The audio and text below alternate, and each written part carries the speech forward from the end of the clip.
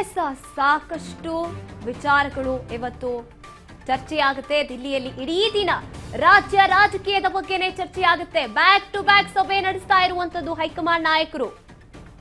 ವರಿಷ್ಠರು ಇವತ್ತು ಯಾವುದೇ ನಿರ್ಧಾರವನ್ನ ಕೈಗೊಳ್ಳೋದಿಲ್ಲ. ಹೈಕಮಾಂಡ್ ನಿಂದ ಸಿಎಂ ಡಿಸಿಎಂ ಅಭಿಪ್ರಾಯಗಳನ್ನ ಸಂಗ್ರಹ ಮಾಡಲಾಗ್ತಾ ಇದೆ. ಆಂತರಿಕ ವಿಚಾರಗಳ ಬಗ್ಗೆ ಕೂಡ ಚರ್ಚೆ ನಡೆಸ್ತಾ ಇರುವಂತದ್ದು. ಸಿಎಂ ಡಿಸಿಎಂ ಅಭಿಪ್ರಾಯ ಪಡ್ಕೊಂಡು ಮತ್ತೊಂದು ಮೀಟಿಂಗ್ ಮಾಡ್ತಾರೆ. ಪವರ್ ಶೇರಿಂಗ್, ರಾಜ್ಯಸಭಾ ವಿಚಾರದಲ್ಲಾಗಿರ್ಬೋದು, ಪರಿಷತ್ ಚುನಾವಣೆ ಬಗ್ಗೆ ಚರ್ಚೆ ಆಗ್ತಾ ಇರುತ್ತೆ. ಎಲ್ಲಾ ವಿಚಾರಗಳನ್ನ ಪ್ರತ್ಯೇಕವಾಗಿ ಚರ್ಚೆ ಮಾಡಿದ ನಂತರದಲ್ಲಿ ಮತ್ತೊಂದು ಹಂತದ ಮೀಟಿಂಗ್ ಮಾಡಿ ಅದಾದ ಮೇಲೆ ಏನಾದ್ರೂ ಬದಲಾವಣೆಗಳ ಆಗಬೇಕಾ ಅನ್ನುವಂಥದ್ದು ಹೈಕಮಾಂಡ್ ನಿರ್ಧಾರ ಮಾಡುತ್ತೆ. ಬ್ಯಾಕ್ ಟು ಬ್ಯಾಕ್ ಸಭೆ ನಡೆಸ್ತಾ ಇರುವಂತದ್ದು ಹೈಕಮಾಂಡ್.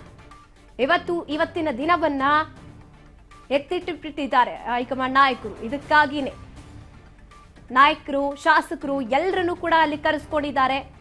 ಪ್ರತಿಯೊಬ್ಬರ ಅಭಿಪ್ರಾಯಗಳನ್ನ ಕಲೆ ಹಾಕ್ತಾರೆ. ಅವರ ನಿಲುವುಗಳೇನು, ಕೆಲವೊಂದಷ್ಟು ಅಭಿಪ್ರಾಯಗಳಿಗೆ ಅಥವಾ ನಿರ್ಧಾರಗಳಿಗೆ ಅದನ್ನ ಕೂಡ ಕಲೆ ಹಾಕ್ತಾರೆ. ಅದಾದ ನಂತರದಲ್ಲಿ ಈ ಎಲ್ಲ ಅಂಶಗಳನ್ನ ಮುಂದಿಟ್ಕೊಂಡು ಏನೇನೆಲ್ಲ ಮತ್ತೆ ಬದಲಾವಣೆಗಳನ್ನ ಮಾಡ್ಕೊಂಡು ಹೋಗ್ಬಹುದು ಅನ್ನೋ ನಿಟ್ಟಿನಲ್ಲಿ ಮತ್ತೊಂದು ಹಂತದ ಮೀಟಿಂಗ್ ಮಾಡ್ತಾರೆ ಹೈಕಮಾಂಡ್ ನಾಯಕರು. ಬ್ಯಾಕ್ ಟು ಬ್ಯಾಕ್ ಇವತ್ತು ಮಾತುಕತೆನೇ ಆಗುತ್ತೆ, ಚರ್ಚೆನೇ ಆಗುತ್ತೆ. ಯಾವುದೇ ನಿರ್ಧಾರಗಳನ್ನ ಇವತ್ತು ತಗೊಳ್ಳೋ ಚಾನ್ಸಸ್ ಇಲ್ಲ.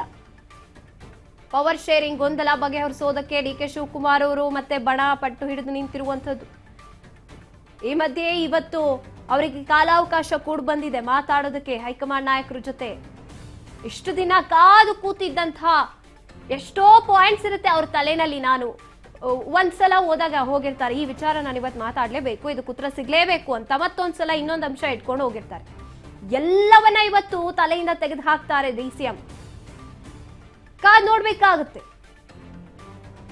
ಅವರು ಹೇಳಿದಂತ ಎಷ್ಟೋ ವಿಚಾರಗಳಿಗೆ ಹೈಕಮಾಂಡ್ ನಾಯಕರು ಏನ್ ನಿರ್ಧಾರ ಮಾಡ್ತಾರೆ, ಯಾವ ರೀತಿ ಸ್ವೀಕರಿಸ್ತಾರೆ, ಡಿ.ಕೆ.ಶಿ ಅವರ ಮುಂದಿನ ನಡೆ ಏನು. ಹಾಗಿದ್ರೆ ಸೋನಿಯಾ ಗಾಂಧಿ ಅವರ ಸಮ್ಮುಖದಲ್ಲಿ ಚರ್ಚೆಗೆ ಒತ್ತಾಯಿಸಬಹುದು ಅವರು.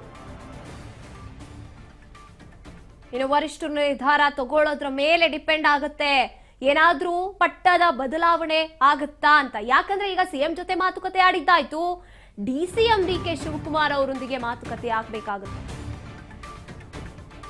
ಬ್ಯಾಕ್ ಟು ಬ್ಯಾಕ್ ಸಭೆ ನಡೆಸ್ತಾ ಇದ್ದಾರೆ ಹೈಕಮಾಂಡ್ ನಾಯಕರು. ಸಿಎಂ ಜೊತೆ ಸಭೆ ಬಳಿಕ ಈಗ ವರಿಷ್ಠರ ಮಧ್ಯೆನೇ ಮಾತುಕತೆ ಆಗ್ತಾ ಇದೆ.